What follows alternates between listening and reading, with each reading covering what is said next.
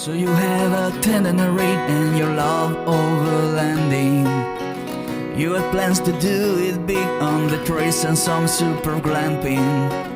One idea, deep news and reviews, a podcast the first rate and here just for you. You don't have to think about it, join us and be about it. Something interesting we want to hear about it, come on let's talk about it. Welcome to Waypoint Overland's Random Waypoints Podcast.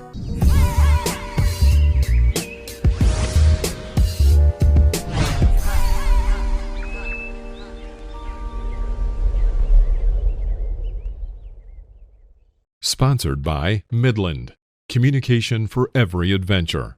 The industry leader in radio communication technology and innovation for over 50 years. Sponsored by MyMedic. Sponsored by Tembo Tusk. Sponsored by Shower Pouch. Sponsored by BrewTrek. Sponsored by Hard Impact Designs. Always remember, the opinion you follow should be your own. Just consider the things stated here to be a second opinion from a complete stranger online. Hey, what's up, Mike? Well, good afternoon, Phil. It's another good day here and a good day for a podcast. So let's talk. Man, bro, we ain't going to be able to go to no more Diddy parties. Apparently not. I guess I never got invited to the first one, so I missed out maybe. I was hoping, man. So obviously you heard about Diddy getting arrested, right? I did. You kind of see that coming from a mile away, like a light in a train bridge. Yeah, I was about to say it seemed pretty expected, especially after the first time they went to his house in Florida. Right. Yep. Took their time, but I guess something uncool seemed to be going on. So have the Secret Service come to visit you about Trump? I think our podcast. No. I mean, no Secret Service, but hell, I mean, since our podcast, then we have a second assassination. It's like, what the heck is going on out here? Bro, that is crazy. It is totally crazy. So crazy. Hey, it's something else that's crazy. I don't know if you saw the last. So I was, in fairness, I was actually out of town. I went by my buddy Peter, and we went up to Colorado and ended up staying up there for a couple of days and just wheeling. We took his old CJ5 and went up on the. We did Pearl Pass, and then we did Schofield Pass, and we kind of camped out of Gunnison and Crested Butte area. So it was a good time. And I was kind of like off the grid a little bit, so I haven't really posted anything the last couple of days. But then I saw the assassination thing come across my phone, and then I see that I guess Israel put a bunch of like explosives in a bunch of pagers and things. It got me to thinking about it, and it was like more than 1,000 detonated at the same time in Lebanon. And I was thinking, going, man, I'm not a super conspiracy theorist, but it makes me a little nervous to pick my phone up if they could do that. My thought wasn't that deep. I read the article and my first thought was, pagers? People still have pagers? I know. That was the first thing. I thought it was a misprint as well. I go, pagers. And then after reading it, I guess because they're so low tech, that's what they use. So they can't be tracked, right? Like a cell phone you can track and everything. So I get that part, but then I was like, wait a minute here. Well, what if somebody wanted to like terrorize, or all of a sudden you implant hundreds of thousands of Apple iPhones or something with explosives and somebody pushes a button? I mean, that's some scary stuff. Mike, I want to mention a date real quick because I'll forget if I don't mention it now. Okay. The next National Park Free Admission Day is going to be September 28th. The day we're recording this on, we usually record on Tuesday, but we're recording today on Wednesday, the 18th. Right. So that's just 10 days from now. But yeah, All the national parks are free September 28th. I like to mention the free days even more so now because the way the economy is going, some people just can't afford, especially you think about if a family, you want to take a family to the national park, that hits your finance. Yeah. It's a lot of money. That's like going to no, go ahead. No, I was saying it's just like going to Walt Disney World. Yeah, it's true. And that day is kind of important too, if you think about it, because for those of you that are possibly thinking about visiting a national park that's in a cooler climate, that's right before the cutoff where a lot of parks or parts of parks close. I'm thinking particularly like Glacier and Yellowstone and things like that, where there's, roads usually after October 1st or October 15th, they start shutting roads down. So get in while you can. I agree. So you guys were riding what kind of vehicles you said when you were in Colorado? So my buddy has a Jeep. It's a CJ5. Sort of a classic. You're going to see it, so stay tuned because I shot a lot of video. I'm going to put a YouTube video out of us enjoying ourselves on those passes. It was amazing. It brings back a lot of stuff. There's so many trails out there. And I mentioned off air before that, Pearl Pass wasn't super familiar to me. Everybody hears about the big ones, Black Bear and Engineers and, all the big ones you get a lot of traffic on. And this was probably my favorite pass. I've probably done almost every pass now. I probably had 4 left to do in Colorado, and I knocked these 2. I had never done either one of these, funny enough. Pearl Pass I was not familiar with, and that runs between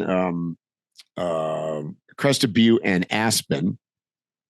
And then the other pass, Schofield Pass, comes back from a little town called Marble. And if you've never gone to Marble, you need to go there to get barbecue because it's so damn good. And then it runs through this abandoned town, pretty much abandoned town called Crystal. And then it comes up through what they call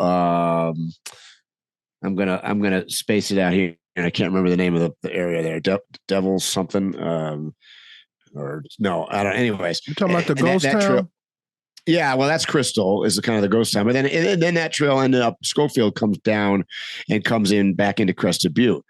So it was a long day off roading, and I got to tell you, like one of the things I realized, doing it is like it's amazing how conditions can change in the mountains. Like, so we went from sun and 70 degrees to the top of the pass coming over Pearl Pass. It was snowing all the way to rain to fog that we couldn't see.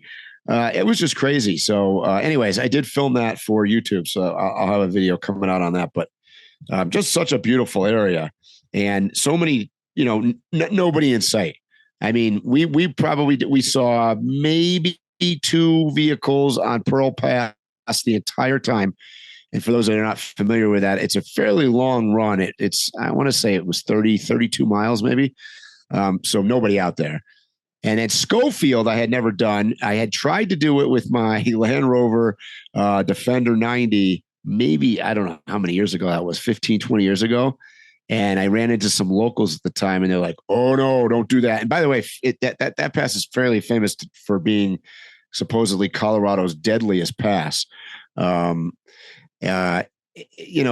not super technical. It's definitely got its scary moments. If you're afraid of heights and don't like, shelf roads, this is not the place for you. But so I had never done that one either. So it was a good time. That's awesome. I love Colorado. Yeah. Yeah, that weather changes because you'll be riding around on one of these trails in Colorado and you realize that you're increasing altitude, but you don't realize how fast you do it. Exactly. Because, you come from like Crested Butte, which is at, I don't know, 8,500, 9,000 feet. and you're suddenly crossing the pass at close to 13,000 feet. Mm-hmm. It's a big difference. And you do it, like you said, very, very quickly. I almost wish you didn't mention Crested Butte, because you can still go there if you want to go on the west side of Colorado, do some trails, do some camping, and avoid the crowds. Yep. That's still an area that you can go to, and sure. You run and it out of there's Taylor Pass in there as well, which I've done, and which is also quite an interesting route. There's a lot of stuff there, and unfortunately, there's like 3 or 4 passes, trails where like the vast majority of, you hear talked about on the internet all the time. And those can be certainly on the weekend in prime season. Those are just like a parking lot. So I would avoid those if you can.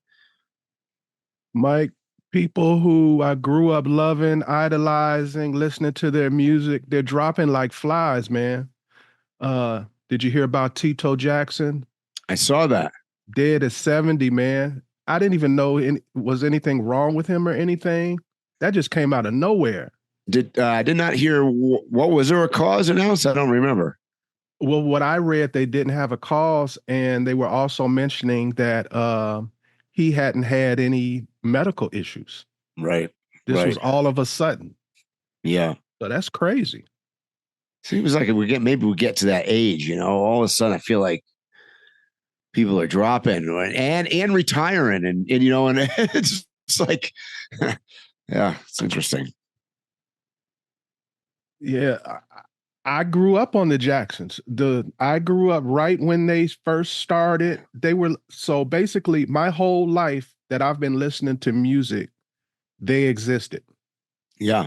Yeah. So, right when they were the Jacksons and the little kids and stuff. Mm-hmm. But that's happening with a lot of things as far as entertainment, I'm noticing. There's TV shows where I'm literally going, well, there was 5, now there's 4, now there's 3, now there's 2. Yep. True. I didn't think Michael Jackson was going to die, but that was many years ago now. 2009. But an interesting fact, Michael Jackson, the day that he died, I was at a concert and the announcement came across. I didn't even believe it when I heard I think we heard he was on his way to the hospital or something happened, and then he heard he died.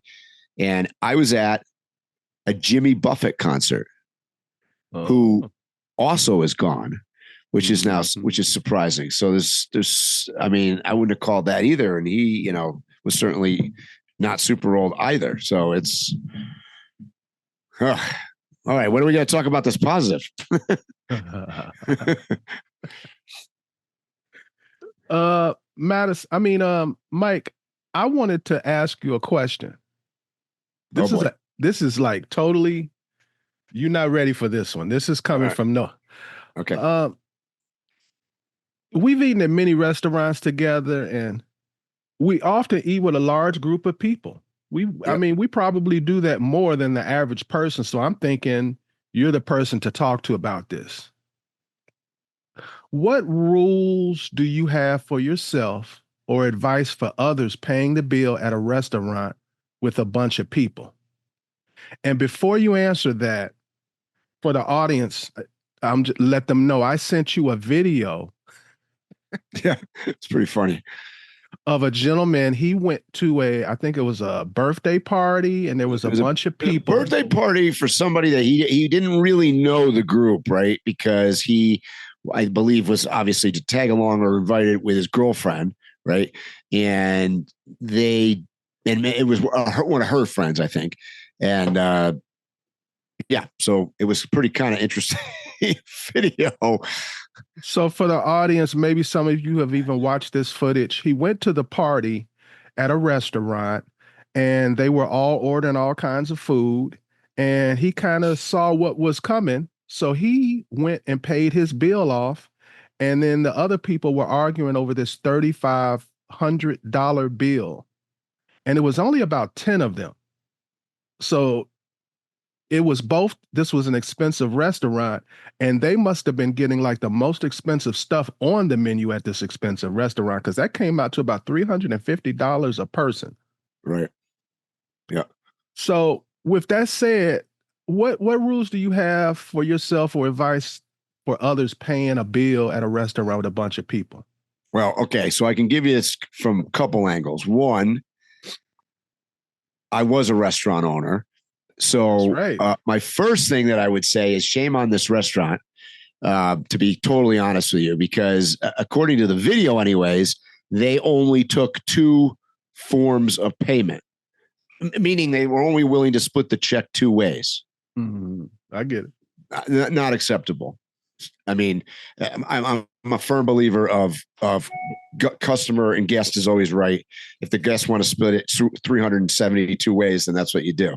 So that's my first complaint about that whole thing was, it kind of put it on the guests, like you got to divide this up. So inevitably, if there's 10 people and you've got to divide it 10 ways, and they only take 2 forms of or two payments, then you end up with somebody has to either put it on a card and everybody pitches in money, or you got to organize it internally in the group. So that's one issue. The second thing I would say is, and this is not that easy, but hindsight's 2020. Maybe they should have thought about this or discussed it or talked about it initially before beginning the experience. You know what I mean? Because I don't know about you. We've sat down with groups before and it's like, okay, there's 10 or 12 of us, whatever. Inevitably, as somebody comes over, right? The server comes over, and sometimes the server will ask and say, is this going to be on one check or whatever?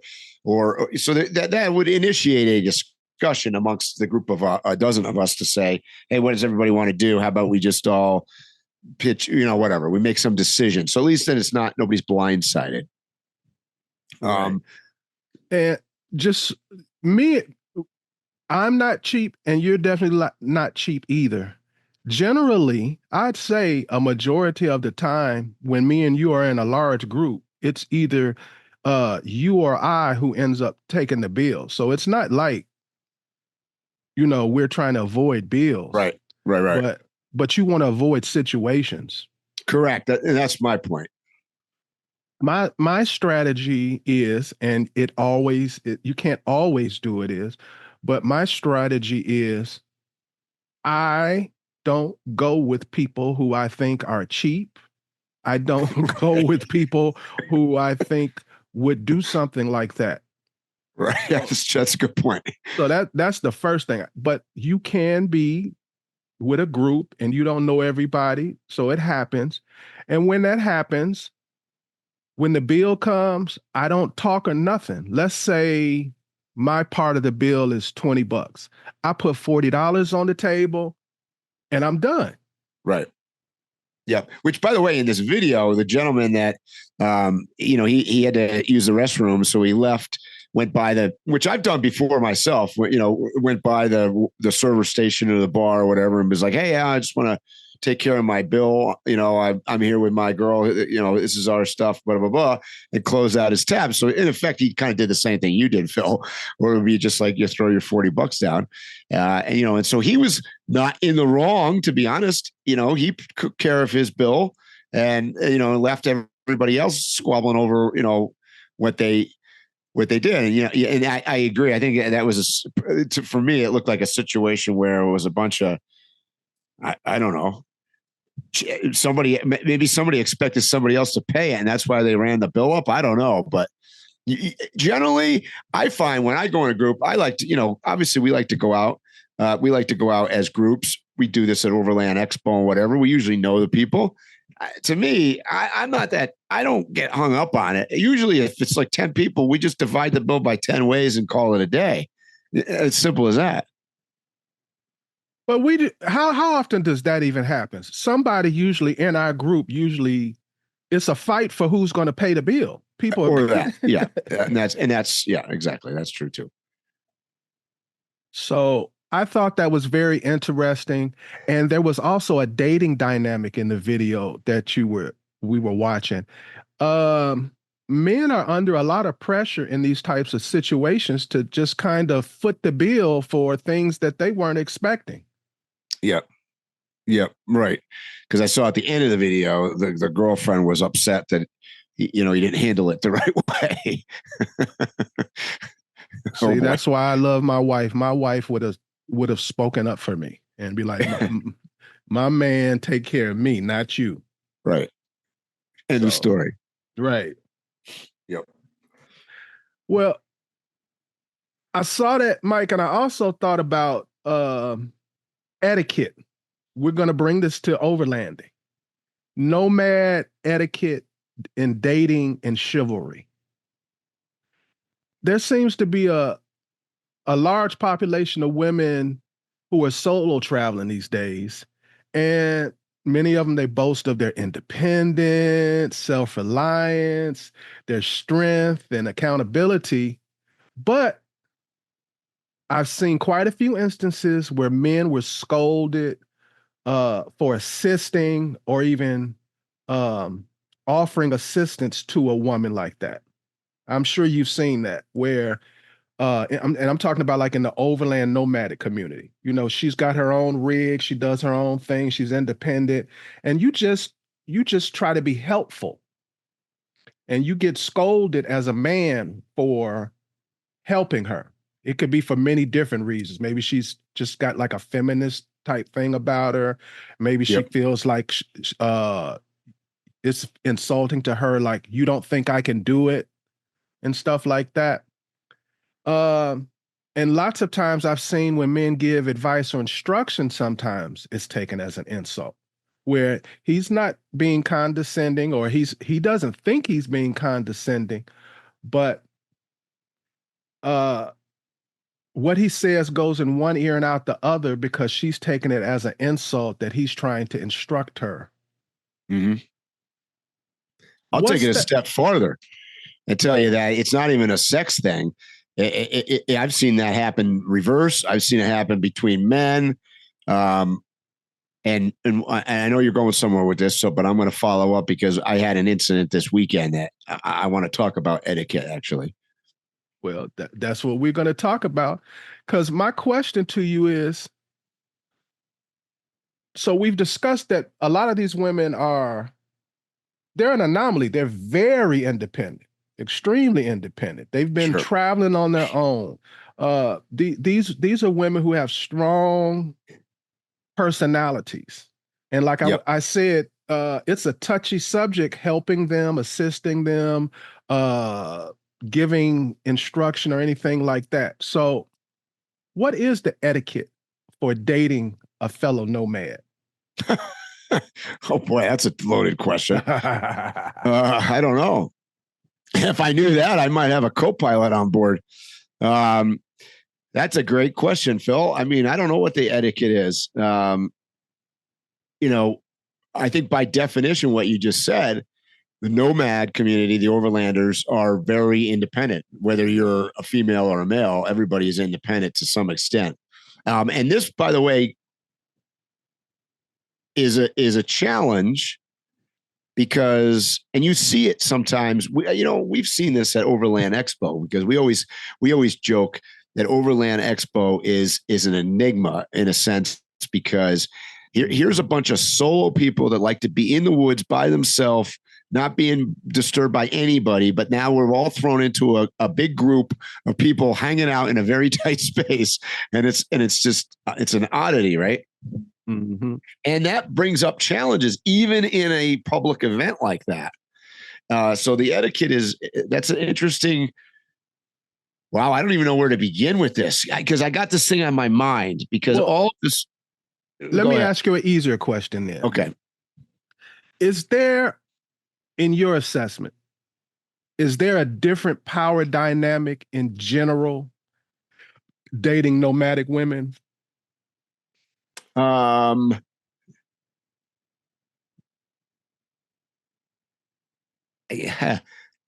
don't know. I'm not trying to diffuse it. I don't know. I'd like to say probably, because I think they're a group of even more solo, more independent people, but I don't know. And nowadays, I'm not so sure about that. I think probably dating in general in today's society is a challenge just in general because of all of the stuff that we read about in the news, whether it's, we had Peter and I were on our way home yesterday, talking about, just random bullshit. And we were talking about dating apps and how that's changed sort of the way people meet up and whatnot nowadays. But, isn't there a fear that you meet somebody that you don't know, you go out for a drink and, next thing you know, they're crying rape or crying. Well, we were just talking about, what's his name, getting arrested. This is an interesting world. So, you got to be careful in many senses. So the etiquette, so all of this, I think, gets wrapped into one big ball of confusion for me. So you don't think there's a difference in the nomadic society? Because I believe that the nomadic society attracts a certain type of personality. So yes. I believe that there are definitely stronger personalities. Yes. Yes. I can see that.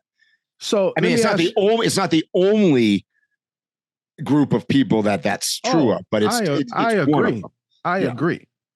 So I just thought about that, you're both on the road, you both have budgets. Are you still expected to pick up the tab, or is it an insult, or should it be 50-50? So let's give you a scenario. You've met SHENEEQUA in Albuquerque. She's cute, I heard. And she's in Albuquerque. She's got a Sprinter van. She's been traveling for the past 5 years. She's independent. She's got an Instagram and a YouTube channel with lots of followers. And you meet her at an event. You guys are getting to know each other.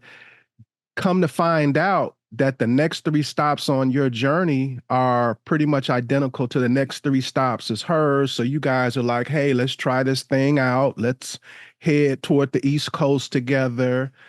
You guys are kissing and being affectionate. Maybe you've reached the point where there's been sex. Deep on this podcast. So at this point, do you still keep a dividing line, or is it 50-50, or is it an insult to be 50-50? Are you still expected to pick up tabs? I mean, you're both traveling, you've both got these budgets, you're both trying to do your thing. What's the dynamic in general? Well, I see this a lot because obviously, like hanging down in Baja all winter, you see a lot of, which is very typical in a nomadic overland community where people meet on the road, and not just in like exclusive relationships, but like just, in general, and caravan together with different people. I think generally, it's a practice where people are considered to be still on their own. And I think it's a 50-50 thing to answer your question in general. But I do think that it's probably something that, if it be turned into a relationship situation, I think it's something that probably would be a discussion with that particular couple. But I think that I think it happens a lot. It happens. Look, I mean, I just got done traveling for 2 months with Reyes and Deidre as an example.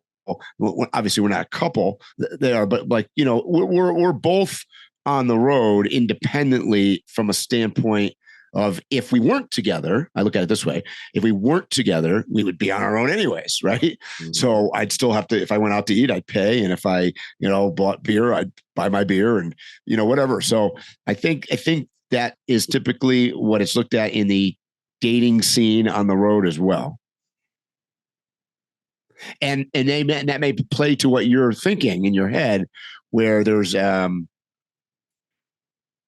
where the people are more independent. So possibly maybe that's a positive of that culture and in the society, that because they're so independent, that everybody is kind of cool with it. Gets rid of some of the old style because I think in a general, let's call it the general dating population of today, that with a lot of the standards that are occurring today, there's a lot of confusion on the part of everybody as to what is supposed to occur, depending on where the other person stands on where what their viewpoint is on I don't know what we call it, just the culture in general. So if you weren't clear, that is the point that I'm making. That's what I'm trying to discuss.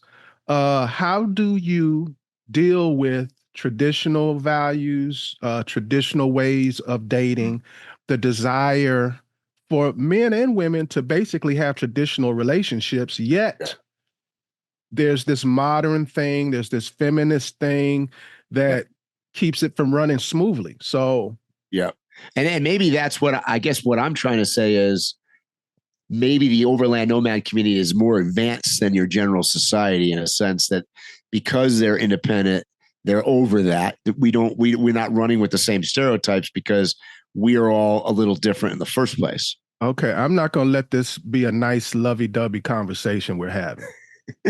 This all stems from, now the audience may not know this, but you know this. I'm always with my journalistic cap on. Whenever we're traveling, I'm always asking people questions, observing and everything. And I see a problem. I don't know how to define it or what the problem is, but there is a problem between the men and the women in general in nomadic society when it comes to dating. And what I'm talking about are the issues that I'm seeing. I'm seeing where women want to be strong, independent, but then they have an issue when you are not traditional in the way that you court them. But then when you start out as a person being traditional in the way that you court, it seems like the women quickly get offended. If you court, I'm saying in general, there's lots of exceptions to the rule, but in general, from my observations, if a nomadic man meets a woman who's also a nomad or overlander, it's totally different. And maybe that's throughout society, but I see it more so in the overland community, where she wants to be known as strong, independent, and she fights the idea of you being a traditional man in the way that you treat her. But if you don't do it, she's pissed that you didn't. And when you do, she's pissed that you did. That's what I've observed. Let me say two things. One, because you and I have talked about this before, the nomad community as a whole, I see is dominated by women, meaning that there are more women that are solo travelers than men. And that may come as a surprise to some of you guys out there that are listening, but my observation would tell me it's between 60 and 70% of the solo travelers are women. So it's a higher percentage that are women. So that's one thing. The second thing is, and you and I have also talked about this, is the failure rate on nomad travelers staying as nomads, whether they're in overlanding, van life, RV, mobile, whatever you want to call it, is high. So there might be, for sake of argument here, Phil, there might be a discussion here that some of this failure is coming from people that are not going to succeed as being a nomad. Their mind tells them that they want to be independent and they want to be strong and whatever, but the reality is that they're not. And you're not going to overcome that by being an Instagram star or becoming whatever, because a lot of people, they hit the road and they go, oh, I'm going to turn this into a career. I'm going to post Instagram pictures and all this stuff that's just simply not the case. I agree. So a lot of this failure that you're seeing might be coming from that segment, because I could argue the other side and say that the people that I know that have been on the road for many years, both men and female, do not have this problem. And that's That's why I made the point of when I gave a scenario that it was a person who had been traveling for about 5 years. Because I agree with everything that you said. That's generally, in my observations, it's young folks, where it's a young guy, maybe he's traveling and he meets a young lady, and she likes the idea of this in the beginning. Yep. But then she's like, whoa, I don't want to rough it every day and sleep in a tent and all of this type stuff. Right. And one of a handful of things happens. Either she just breaks it off with him, she gets pregnant on purpose. So I'm trying to get right to the point on all of this. Not accidentally. She purposely gets pregnant without his consent. There's something that she does to get him off the road. Yeah. So that's what I've seen. I mean, and that goes to what I'm saying is that where, I'm not suggesting that I'm putting the blame on the female side. There's just more of them. Oh no, because it's the opposite way too. There are some men who really ain't interested in this, and we know them where the wife is the main person. Oh, so yeah. No. I'm not saying that at all. Yeah. Oh yeah, that's for sure. And then there's also the other side of this conversation, Mike. We're talking about if you guys do approach each other, if you do start dating and traveling. Really? I would say the percentage of people who get together, seriously, I don't mean hook up, get together. Yep. In the nomad overland community is lower than the actual human population. Yep. I would agree with that. Because the next thing I wanted to get into is, this is a question to you, Mike. Why are single male travelers or overlanders, whatever you want to call it, not checking for single female travelers? And before you answer that, just give me more clarification. That's exactly what I'm going to do. Okay. Okay, I'll ask the question again and I'll explain. Why are single male travelers not checking for single female travelers? Why are they not looking for them? Why are they not trying to date them? Why are they not aggressively looking for them? And because what I have seen, and I'm not just talking about in North America, I'm talking about international travel, whatever. In general, the men may even be with a group of women, but they ain't trying to get with none of them women. Percentage-wise, it's a high percentage of men that are not looking at the female travelers. And I wanted to know what you thought about that. I know one reason that I've heard more than one guy, because like I told you, I inquire about this stuff, was the Me Too thing. There's a lot of men that are fearful, especially if they go to like these events and stuff like this. They're fearful of if she's not attracted and I approach her, she can ruin your reputation. Mm-hmm. You could be labeled as a creep. You could lose opportunities within the expo and rally event or with sponsors or whatever. Especially if you're on social media, which most are. So that's one thing that I have noticed for sure, is that there's a timidness from the men to approach the women. And that timidness is from fear. I think that's just that may be a statement of general society as a whole. I would agree. I'm making the point that I see fewer men in this community approaching women than the masses. I think some of that might be, and I don't want to offend anybody out there, but I do think that in general, and there's exceptions to everything, there are more men that are on the road full time doing overlanding and nomad life to see things in the world, have an adventure. I know where you're going. Explore, accomplish goals and things, and which might be why there's less men than women. And there's more women that are, I don't want to say it mean, but are trying to find themselves. I think it's maybe the best way I can say it. And Mike, I'm married. Let me say what you won't say. Okay. There is a high percentage of women in this traveling nomad thing that are on the rebound from a relationship, have baggage from relationships. Just in general, the reason for what they're doing, I think what you're saying is it is a higher likelihood that it has something to do with a past relationship or drama or a conflict or something that's Mike, motivated them.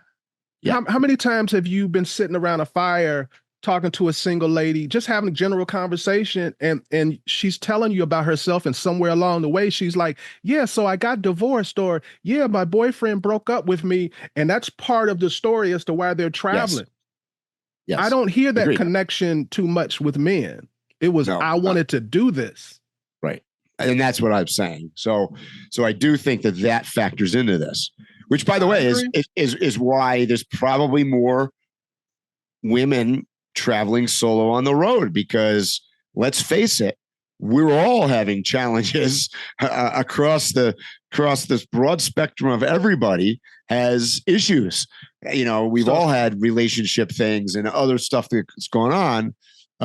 I just think that's a less of a motivator for men to be full-time. Yeah, I have a note specifically that addresses this that I wrote. Okay. One of my answers to the question was baggage. Lots of divorced women with horrific stories may be true, maybe not, but it's not appealing and leads to fear that you may become one of her stories. Sure. So if I'm at the campfire and I'm attracted to you, but then the first thing out your mouth is this horrific story about your last relationship, once you get to a certain age, you start to realize that a majority of these stories ain't true. Because every single one of them, or if they're true, there's two sides to everything. Right. But bro, it's like 100% rate of when they tell their story, the guy did something just heinous to them. And I know it ain't happening at that rate. Right. Yeah. So I'm if we're going to address this, I'm going to address it for real. I'm not going to be politically correct to make people feel good about. I'm telling it like it is. Because I have heard some horrific stories, and not only that, I actually knew the other person, and it was a lie they were telling. Yep. Right, which is usually indicative of some other drama or some other backstory to how we got there, how they got there, and so how their mind's motivated. I'm going to take you further down this, Mike. Another note that I have is I've had a lot of men say this. So ladies, listen, I'm just reporting. They use the word masculine, high probability of being feminist, and or alternative lifestyles. So there are a lot of men that they don't feel like the women are very feminine, and there are a lot of women who are from alternative lifestyles that they don't want to say that out loud. They don't want to put that on their social media or whatever. They're just hoping nobody bothers them. Yep. It's a lot of that. It's a lot of that, because I have seen them find another girl, and then they get with that girl, and it's like this unnatural desire to cling on to that other person because she don't want to be bothered with men. Mm-hmm. You haven't seen that? Oh, for sure. I see that a lot. Yep. Matter of fact, we went to one event on the East Coast. I won't mention the particulars. Mm-hmm. Where we observed where that was the case for like the majority of the women. They were they didn't say they had an alternative lifestyle, but through observation and a whole weekend of being around them, the majority of the women were from an alternative lifestyle. Yep. So I'm hearing Me Too, I'm hearing masculine, and I'm hearing baggage. I'm also hearing promiscuous. Hard to find one that doesn't have a past in the community. Sure. You've been around for a while, you get to knowing who's been with who. Yep. And it's just not, especially men, I don't care how modern society gets, men and women are still old-fashioned at their heart about what their desires are. Mm-hmm. And men are not attracted to a promiscuous woman. And I hate to tell you, ladies, but how we define promiscuous is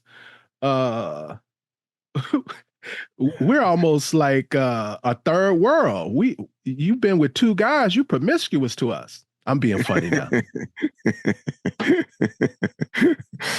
So you never know where we're going to go on this podcast. So, and Mike, I'm going to dog you out once we get off of here because you are like tiptoeing around this conversation. Oh, no, I'm not. I'm not tiptoeing. I actually find it very difficult to talk about because it's confusing.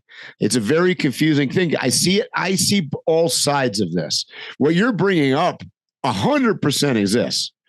I think it depends on what circles you travel in. It's one of the reasons, as an example, there's certain events now that I won't go to, that I found to be more directed at some of the bullshit that you're talking about, drama and alternative, and it's just a headache I don't want to even get involved in. So it does definitely depend on a lot of things. There's famous people, I won't mention names, that are YouTubers or social media icons out there that have been on the road for a long time that stay above that fray. You know, they're both on the men and women's side that I know, that are not involved in this at all.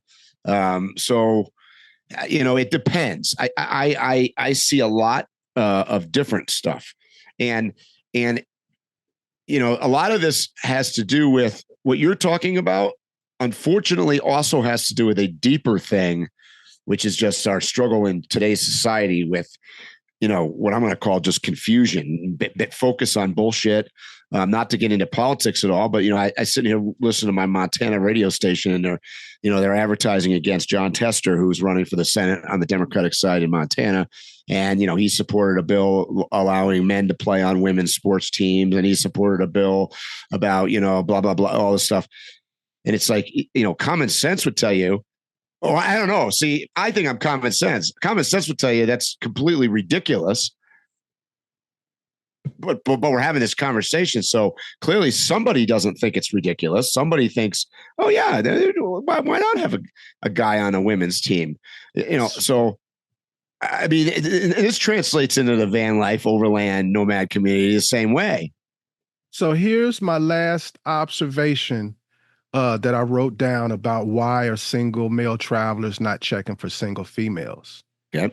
And I'm getting this from the horse's mouths. Okay.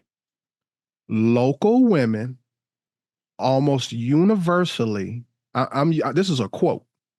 Okay. Local women almost universally are a more appealing option to most men. Feminine, in shape, a better partner. Yeah. And I think that comes from... I thought you were going to try and backpedal out of that. No, I think that's true.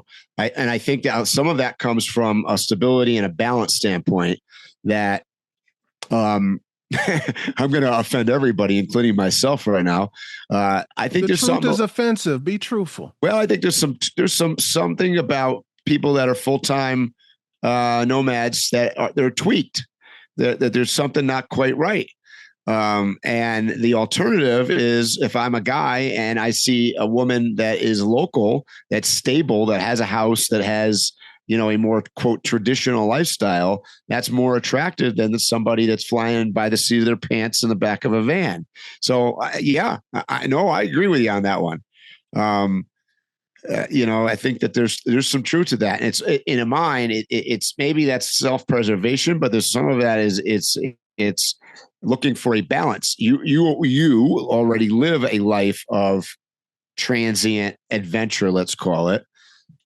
It's nice to see the other side of somebody that isn't like that. Right. Well, Mike, through all of this, what I have found and what I have noticed, big picture, and this could even be outside of travel, but we're talking about overlanders at the point. What I have, my observation and diagnosis is single female solo travelers, they're fed the social media fantasy. We all are, but more specifically the women. We don't have men standing in forever pools with their hands out looking at Brazil and in Dubai, and we're not in our swimming trunks taking pictures, and we're not constantly taking food pictures and all of that stuff. It's more, the target audience more is women. And they are fed this media fantasy that they're going, I'm going to fly to Dubai or Paris or wherever it is they're going to go, and they're going to meet the man of their dreams. But then, like what I just mentioned, well, if they're thinking they're going to meet a fellow traveler, she's not the choice. The local girl is. Right. And I think there's definite truth to that. And then something that I don't know if you've thought about it or not, but if you just think about it for a second, most major destinations, most events and locations, they're not conducive to a female with serious dating aspirations. Whether it be an Overland Expo, whether it be a rally, whether it be one of these alternative parties that you talk about, music festivals, I don't care what it is. When she's traveling, most of these events are not conducive for her if she's interested in a serious relationship. Yeah. That's my opinion. Yep. And women are pretty much, if they're an international traveler, they're very limited as to the variety of men that they can date. And it comes down to a very basic thing. And that's that females are often put off by what they perceive as misogyny in other countries. Yeah, which exists. Oh, absolutely. No denying it. So it's like they're not interested in the locals, and the guys that are traveling with them are not interested in them. So it's like a double-edged sword. Yeah. Yeah. And I think that it's to add to this, which you've painted a picture that it's very difficult, which is true. Just by definition, being a nomad or being full-time comes with a lot of stress, and stress doesn't make things any easier for relationships or to develop a relationship in addition. So I think that's a factor as well. And I think a lot of women, we discussed this earlier, that the failure rate's high during the, let's call it the failure, because it doesn't happen in 10 seconds. You fail over time. On your way down the slope, you're not in a good place while you're failing. So, Mike, you were going to give one of these ladies just one piece of advice, just one. It doesn't have to be significant. Just one piece of advice to maybe turn the tables a little bit on this dating scene. What's something that you might tell them? One of the things that sticks out strongly in my mind is, this is going to sound kind of crazy, but go to when it's time to eat. If you're going to go to a restaurant, sit at the bar, or if it's a diner, you know how they have those rows of chairs right there. Sure, sit there. Don't sit at a table. Sit there, because it forces you to engage somewhat with the person to the left or the right. It also signals, hey, she's here by herself. She's, so that's one thing I think. Sit at the bar. Agreed. Be you. Don't try to emulate somebody else. I tell people this when I coach them for, becoming, people that are interested in becoming social media people or becoming creators. You got to be you. And it's the same thing, I think, in dating or, in meeting people or, having relationships with other people. You got to be you. You can't you can't try to be somebody else. And I think that's where we talk about this failure rate comes in. They got into the nomad world by seeing a vision from somebody else on social media that, and let's define this. If you see it on social media, it's likely to be about 25% true. Yeah.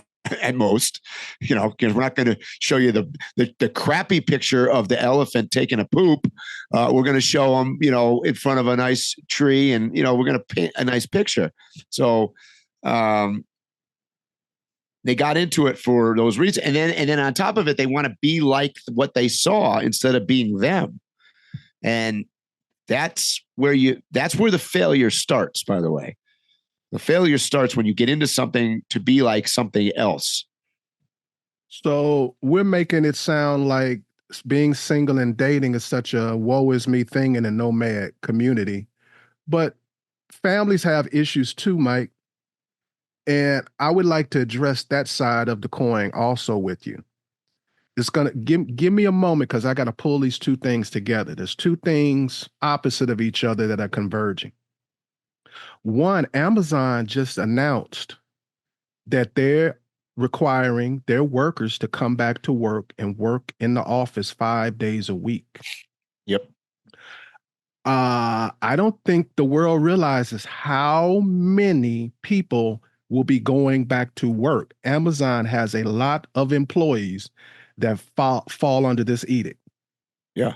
So also, Amazon is kind of, I don't know what the proper word for it is, but when they do something, other companies. Everybody follows. Right. So there was already an influx of people sending memos in their company saying back to work. But now that Amazon has done it, I feel like there's going to be even more of that. We're going to have a large portion of people going back to work. So the other part of this is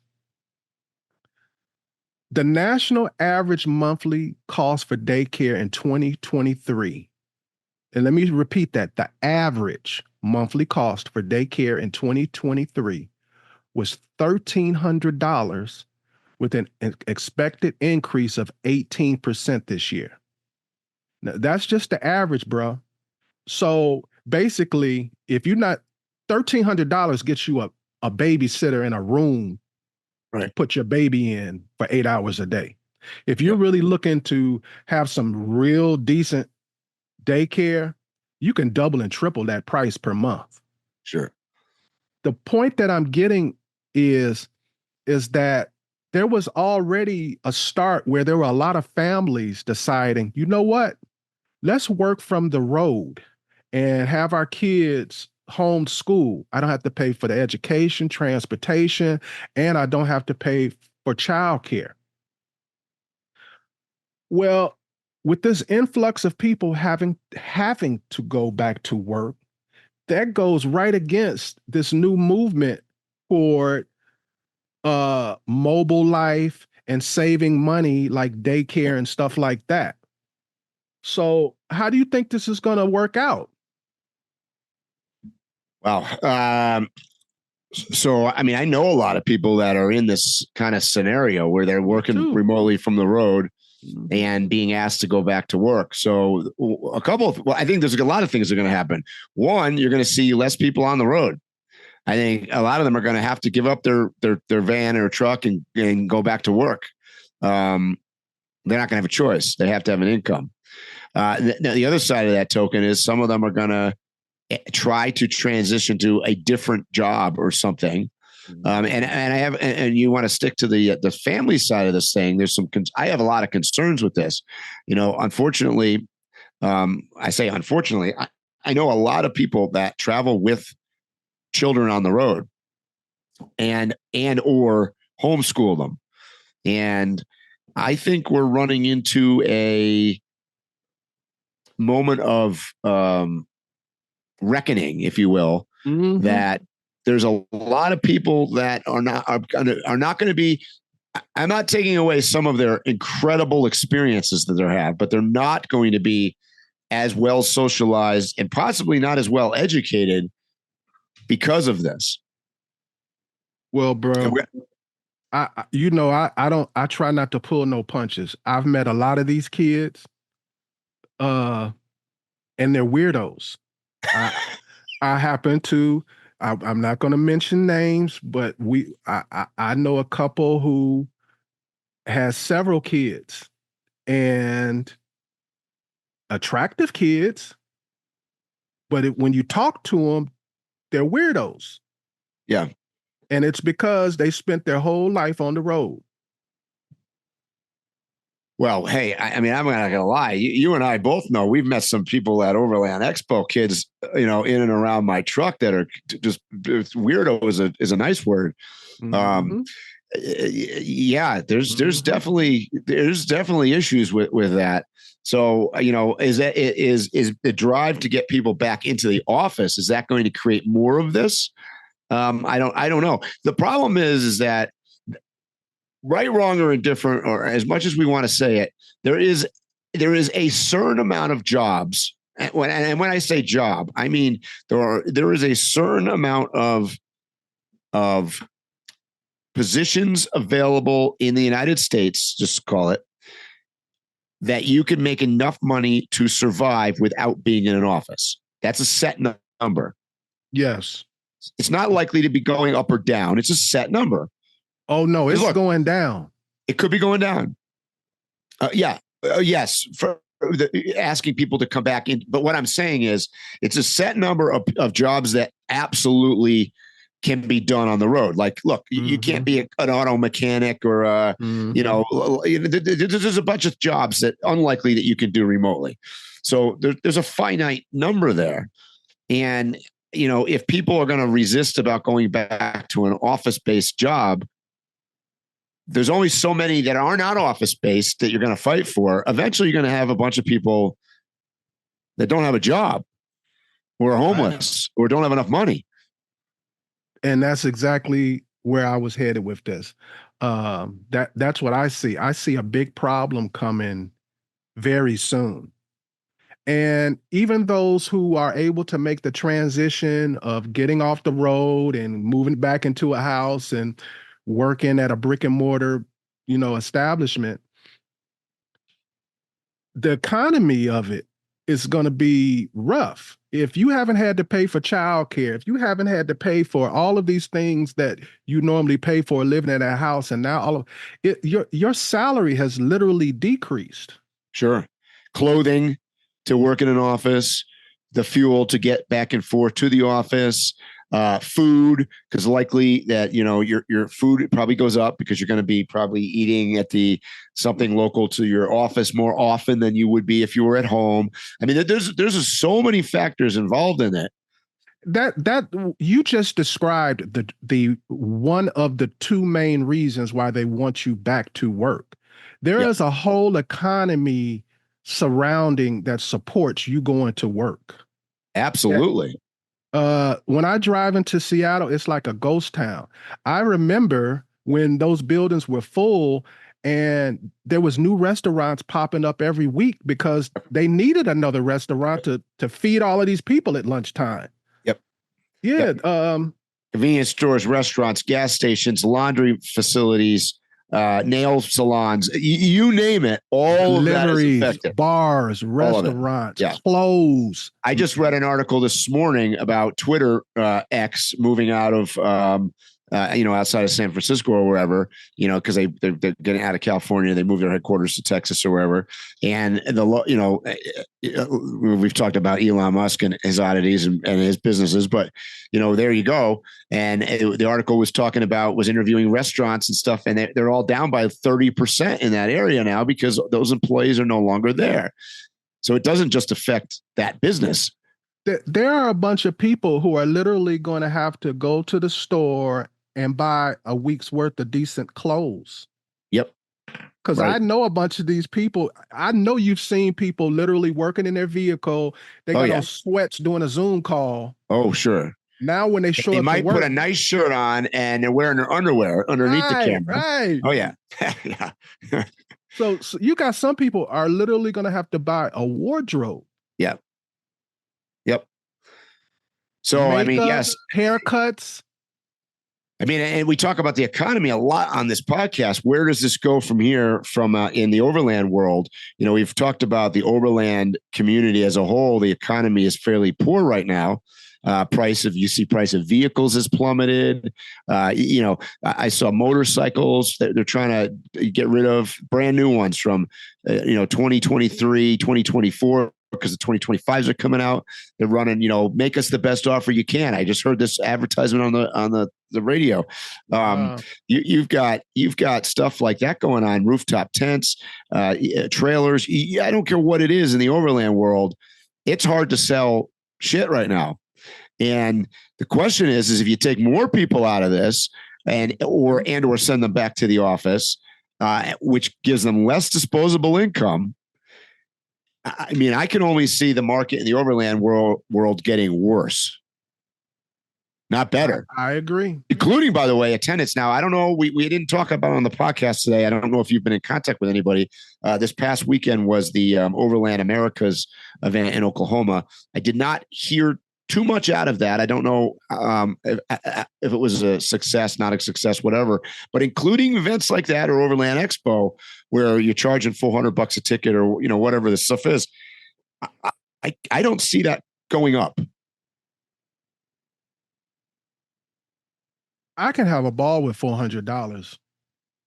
And that's my point. Well, or you can not have a ball because you just had to buy a bunch of new shirts and you got to buy a bunch of groceries because you got to, have, what you need to go to the office for the week. And so, the economy is, I just saw, I know we're bouncing around here. They just raised or just lowered the interest rate by 0.5 percentage point today, which is, by the way, is the first time they've lowered the interest rate, the Fed interest rate in 4 years. And that's a huge 0.5 point. It's a huge movement. So it's questionable what that's going to do to the economy. Yeah, on the surface, it sounds like it's going to make it better, but oftentimes that makes it worse. There was nothing that happened this is my opinion. There's nothing that happened in the economy that there was nothing that happened that made them reduce the percentage rate. They reduced the percentage rate because it's election time. I agreed. Yeah, clearly that was motivated by election time. 0.5 percentage rate can be the difference in thousands, hundreds and thousands of people getting loans, all the way from a home loan, car loan to a $2,000 loan. That's right. So gas always goes down and the percentage rate goes down, right? At the closer you get to an election every time. Yep. We might get $2 gas coming soon. Hey, based on the truck that's behind me on my screen here, I'm looking that would be great for me. The question is, as you said, it's an election year. How long does that actually last for? Not that long. Mm-hmm. Mm-hmm.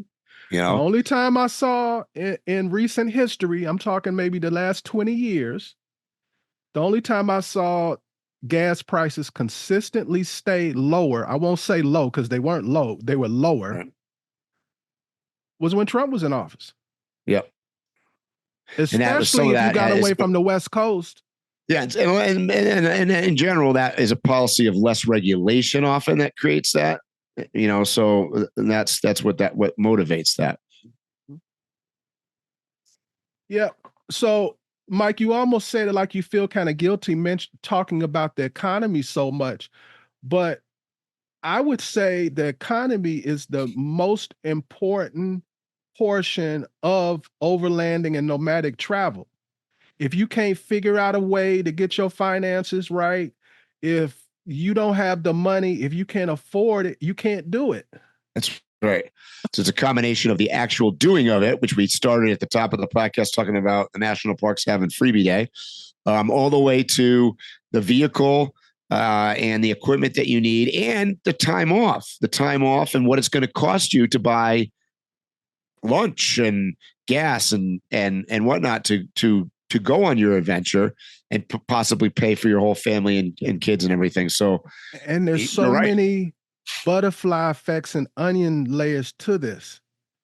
There are going to be a lot of people who are going to be going to new jobs. And let's say you are 45 years old, you've been working for 25 years of your life.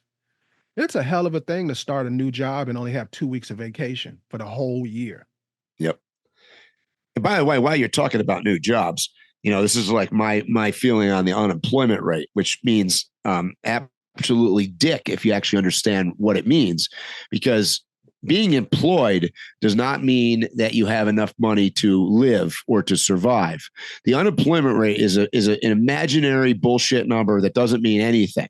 I don't give a crap whether it's 10% or 0%. Neither one of those numbers actually means anything.